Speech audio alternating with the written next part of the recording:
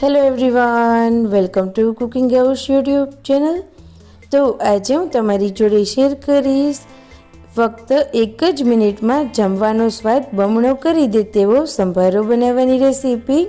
આ સંભારો ટેસ્ટમાં એકદમ ચટાકેદાર અને ખાટો મીઠો લાગે છે। તો ચાલો આપણે તેને કેવી રીતે બનાવવો તેની રેસીપી જોઈ લઈએ। તેના માટે મેં અહીંયા એક મોટી સાઇઝનું ગાજર લીધેલું છે, જેને પહેલાં આપણે આ રીતે છોલી અને તૈયાર કરી લઈએ। અને ત્યારબાદ આ રીતેના મીડિયમ હોલવાળી ખમણીથી આપણે ગાજરને ખમણી અને તૈયાર કરી લઈએ। જો તમારે ગાજરને ખમણવાની પ્રોસેસ ના કરવી હોય તો ચપ્પુ વડે તેને નાની સાઇઝમાં કટ પણ કરી શકો છો। તો તમે જોઈ શકો છો મેં બંને ગાજરને એકદમ સરસ રીતે ખમણી અને તૈયાર કરી લીધા છે। ત્યારબાદ હવે આપણે તેનો કોઈ વઘાર નથી કરવાનો। આ રીતે આપણે તેને એક બાઉલમાં કાઢી અને તેમાં મસાલાઓ એડ કરીશું, જેના માટે એડ કરીશું આપણે 2 નંગ જેટલા નાના કટ કરેલા તીખા મરચાં। તમે મોડા મરચાંનો પણ ઉપયોગ કરી શકો છો।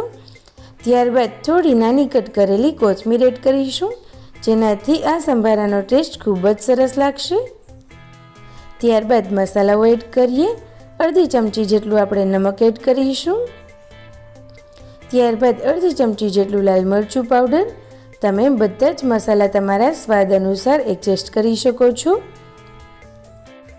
હવે આપણે 1 ચમચી જેટલી ખાંડ એડ કરીશું અને 1 ચમચી જેટલા લીંબુનો રસ એડ કરીશું, જેથી કરીને સંભારાનો ટેસ્ટ એકદમ સરસ એવો તીખો, ખાટો અને મીઠો આવશે।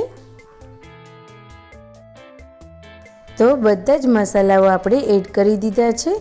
તો હવે હાથ વડે આપણે બધું સરસ રીતે મિક્સ કરી દઈએ। આ સમયે જો હાથ વડે મિક્સ કરશો તો બધું એકદમ સરસ રીતે ભળી જશે અને સંભારાનો ટેસ્ટ ખૂબ જ સરસ લાગશે। તો છે ને બનાવવો ખૂબ જ ઇઝી। આ રીતે ગાજરનો સંભારો બની અને તૈયાર થઈ ગયો છે। આ સંભારાને તમે જમવા જોડે લેશો તો ખૂબ જ મજા આવશે। તો જો તમે પણ ક્યારેય ટ્રાય ના કરી હોય તો એક વખત જરૂરથી કરજો, ઘરમાં બધાને ખૂબ જ ભાવશે। અને તમને મારી આજની આ રેસીપી સારી લાગી હોય તો પ્લીઝ આ વિડીયોને લાઈક કરજો, શેર કરજો અને ચેનલ ઉપર નવા હોય તો જલ્દીથી તેને સબસ્ક્રાઈબ કરી દો।